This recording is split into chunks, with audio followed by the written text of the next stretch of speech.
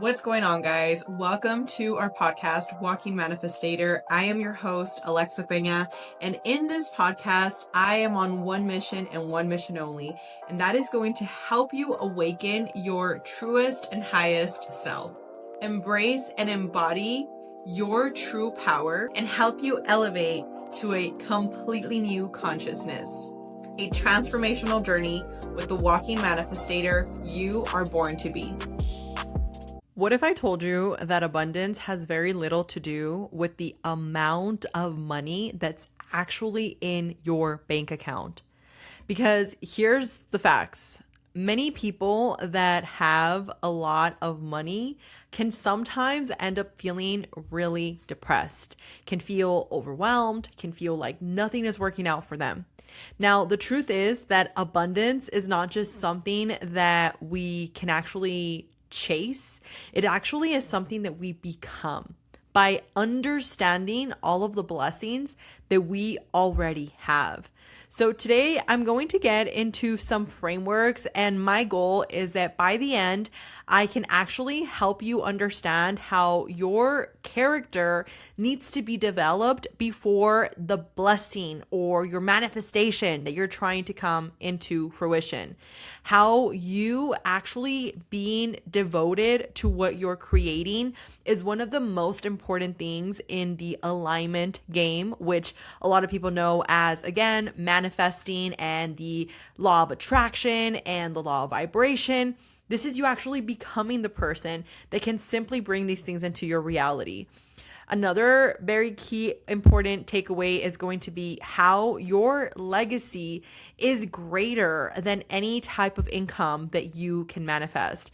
And this is something that, again, once we understand how this framework works, it is going to help you even when you feel like the money in the account isn't quite there.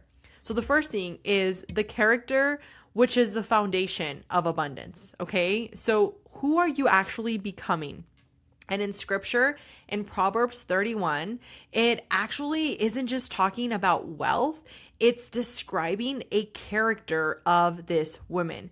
Before she built the business, before she actually invested, before she was serving others, she became a woman of wisdom. Now, God develops character before expanding your influence.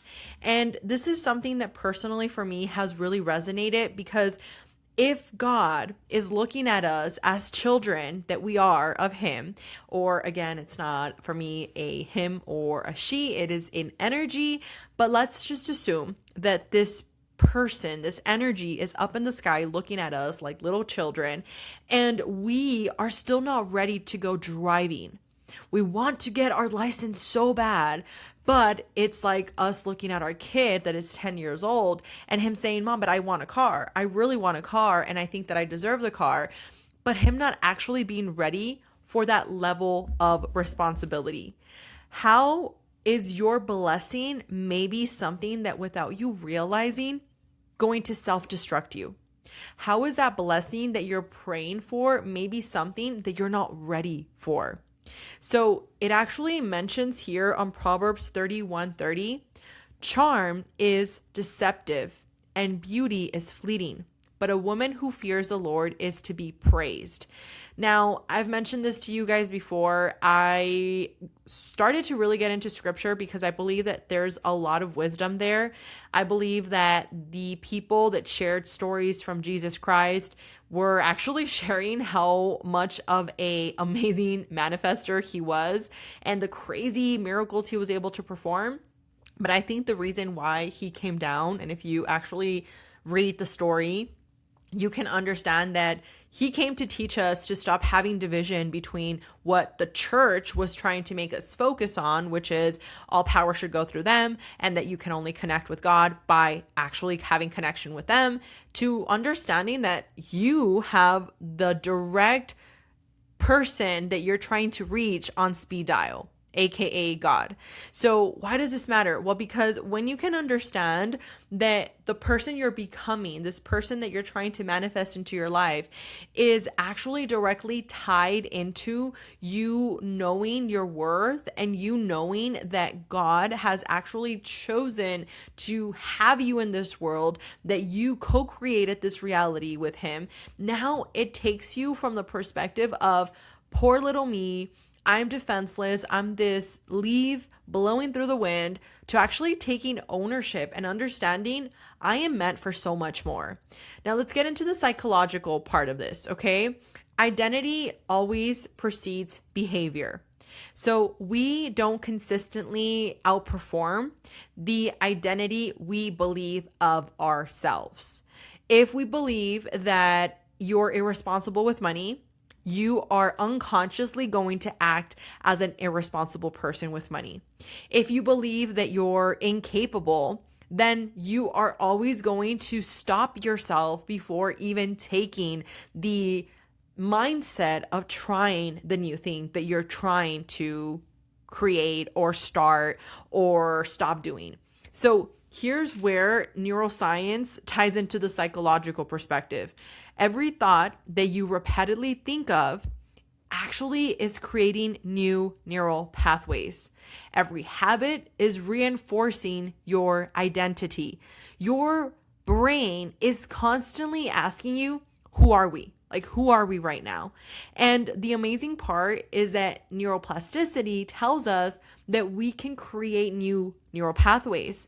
So that means that you're not stuck with who you've been or where you've been in the past, as long as you're willing to change the information that you're feeding your brain.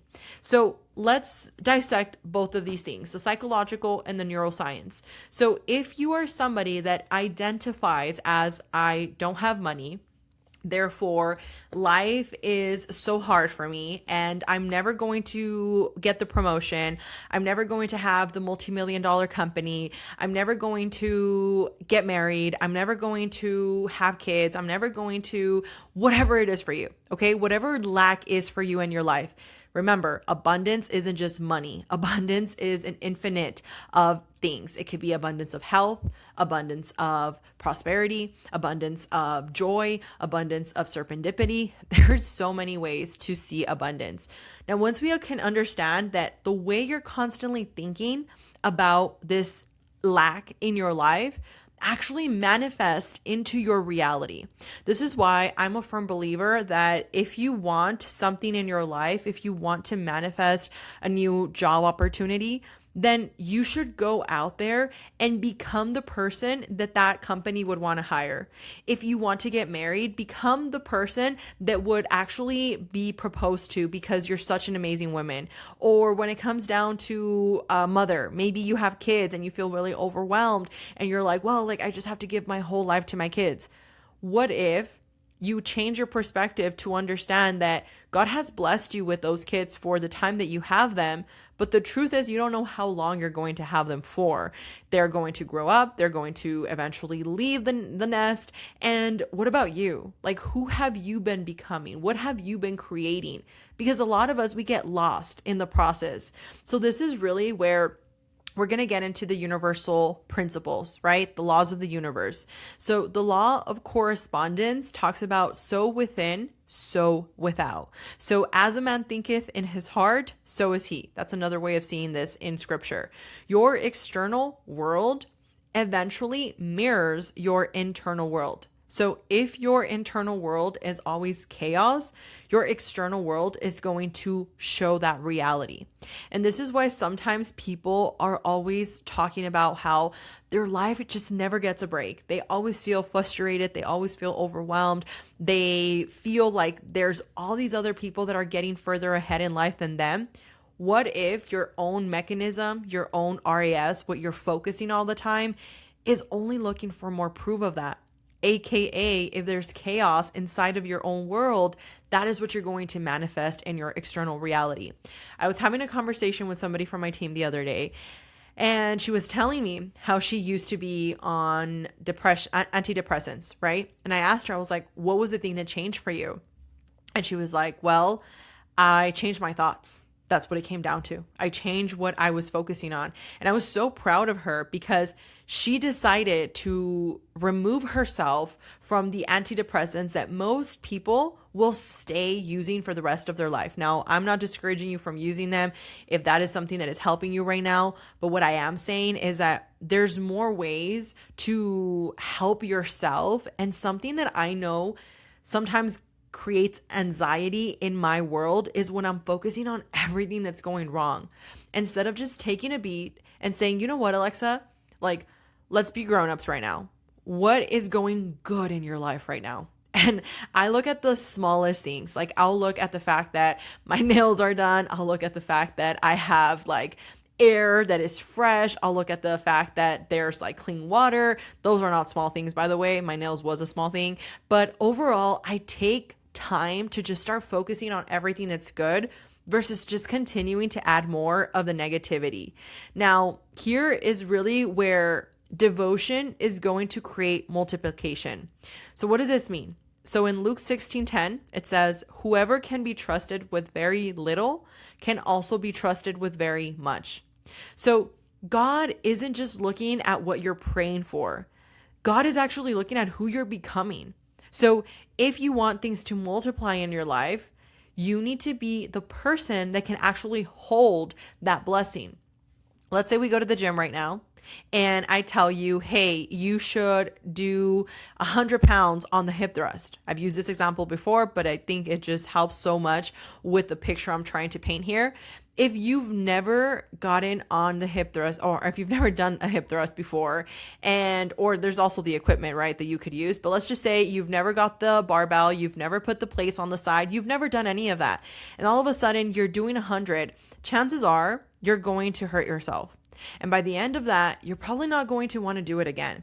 As opposed to me starting you off with just the barbell, getting you comfortable with that, you feeling like, oh, I feel good about this. Maybe at the beginning you didn't feel too good about it, but as you were going through it, you started getting more confident. And then adding 5 pounds on each side, you're feeling really good. Then eventually we get you to 10, 20, 30. All of a sudden you're doing 100.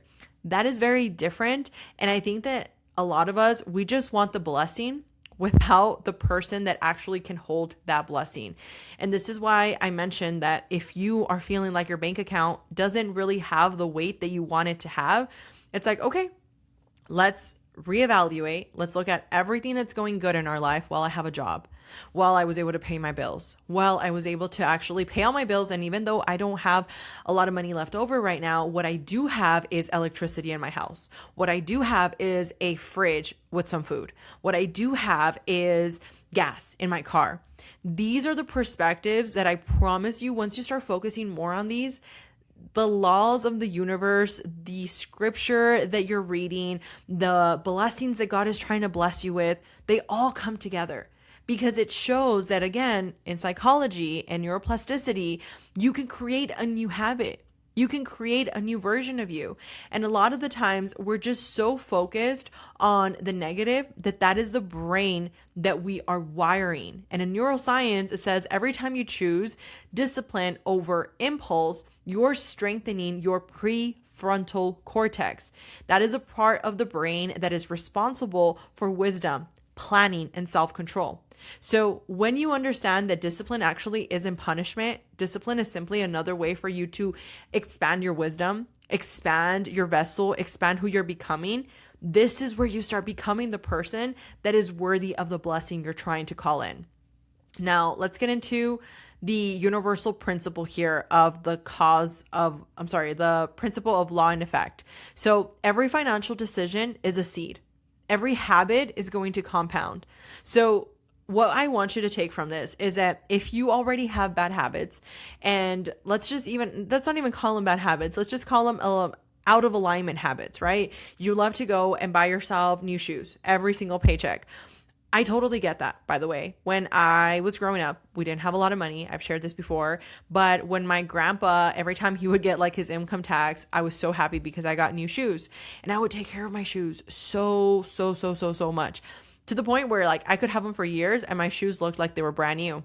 When I grew up, guess what? I purchased a ton of shoes, right? A lot of shoes. And then I got to the point where I was like, do I really need these? Like, no, I don't need all of these shoes. I started donating a lot of them, and now I'm down to some of the ones that I mainly use. And if I'm honest with you, I still need to get rid of so many more. But I've changed my perspective from I need to prove something, and now actually going into the opposite of that, which is like, okay, if every single financial decision is a seed, and every time I was spending all that money on those shoes, then how can I counteract that, and what can I invest? And when I talk to people, some people have never had a conversation with a financial advisor about having a life insurance or having a Roth IRA or having their own type of annuity or having their own type of, index universal life. Like, these are a few things that I personally invest in that if I didn't have them automatically, like totally honest with you, I probably wouldn't do them. But because a person that I really have as I have the view of them as like a mentor, they've shared so many insights with me that when I started seeing what the rich people do, what the wealthy people do, I said, okay, I can start somewhere. And I'm 29 right now. I started investing back when I was maybe about 22 years old. And it's been something that's been compounding. So the more that I just set it and forget it, the more that those seeds are growing. Now, here is where I want to leave you, because when it comes to the money that you have in your bank account right now, maybe you feel like, Alexa, things are just so overwhelming. Like, things are just not where I want them to be. And overall, like, I feel trapped. I feel like I can't, get a break, whatever it is. I want you to catch what you're saying. And I made an entire speech around this because I was preparing for my book at one time, and it's already published, by the way, so that's why I say at one time. But when I was writing the paragraph that I was going to really like make the whole book around, or the chapter that I wrote, I basically was talking about how our thoughts go into autopilot. And I want you to see it from this perspective. If you always go into autopilot, if you're always in this mindset of, well, nothing ever works out for me, why would I even try? If I'm being honest with you right now, me even saying those words feel icky in my body. Like, they don't resonate. They don't feel good, because even when I feel overwhelmed, which, trust me, I go through my own fair share of things, I do my very best to say, you know what, God, I don't understand how, but I know that this too will also be good. I don't know how, but I know that this is going to teach me something. I don't know how, but I know this is going to help me grow in one way or another. When you change your perspective of everything you're going through, this is where you have the breakthroughs. This is where, and going back to my analogy of like a parent, when my kid is acting like a brat, I don't give him whatever he's crying or complaining about. I'm very strict with him, and I'm like, that's not how we communicate. But then when he changes his behavior and he's like in a good energy, I'm like, oh, that makes me want to give him more of what he's astrally putting out in the universe. In this case, good energy. So for me, if I see it like that with my own comprehension of like just normal things that I'm going through, imagine like the creator of everything. Imagine that you have this vessel and it's already of a certain size, but the only way that you can actually hold more in your vessel is by expanding it. And the only way that you can expand it is by what you're learning, is by what you're doing. It's by your devotion. So when you can understand that, you can see, well, when I'm always thinking about all the lack in my life, my vessel is actually staying the same. But when I focus on everything that you've blessed me with, God, and even when I'm not happy with the outcome, I understand that you're doing it from a place of love and that you're trying to teach me something that I don't quite understand. This is where things change for you. This is where you start noticing the open doors. This is where you notice that the door that closed was meant to be closed and that there's a new door that's opening. And this is also where you notice where some of the doors that open are not the ones that God intended for you to walk through. Because sometimes we think that that's an opportunity, but in reality, it's a test. It's testing us to see if we go back to the things that we've been used to before. It's testing you to see if you would prefer to take honey or shit. Like, as simple as I can say it. And a lot of the times we don't choose the honey. We should already learn what shit tastes like, to the point where we say, you know what? I'm not going to continue to live my life like this. I'm not going to continue to accept people in my life that are not respecting me. I'm not going to continue to allow myself to not respect myself. You see, I've been doing 75 hard for the past couple of weeks at this point. Honestly, like I have to look at my phone to see like what day I'm on because I have conditioned my brain to like block out what day am I on and just like be locked in to the point where I'm like, this is just my life. Like, this is just my norm. I don't eat sweets. I don't eat anything that I'm not supposed to. I have my morning, my breakfast, my lunch. I have 2 snacks throughout the day. I'm drinking my gallon of water. I'm reading my pages. I'm taking my progress photos and I'm just doing it. And this is just part of my identity, which makes it a lot easier for me to do versus always thinking, oh my God, I really want some ice cream. Oh my God, I really want some Korean food right now. That makes it harder. So back to the point that I made earlier, who are you becoming? Because the only way that you can really hold more blessings, the way that you can really grow, the way that you can really focus on more abundance even when you don't have it is who are you becoming? Are you the person that should hold more abundance? Are you the person that has a different perspective? Are you the person that is actually embracing all of the curveballs that you're being faced with? Or are you the person that is playing the victim every single time? Therefore, you are still having to learn the lesson that you're not learning. So I hope this conversation was helpful for even one of you. My goal with these conversations, like I mentioned, girls, is to share with you the things that are helping me, that continue to help me in my life, and that have transformed my life. Because I've mentioned before, where I come from and where I'm at, I am proud of myself. And I want to remind you to be proud of yourself too. Because even though I don't know your specific story, I know you've been through some stuff. Like, you've been through something, and there's a reason why you even listen to these conversations. So I want to remind you that you can absolutely manifest anything you want and that you are worthy. But the only thing that's setting you apart from the person that you are and the person you want to become is yourself. So with that, thank you so much for hanging out with me, and I'll talk to you on the next one. Thank you so much for watching yet another episode of Walking Manifestator. And with that being said, I want to remind you, visualize, embody, and transcend. Be the walking manifestator you are born to be.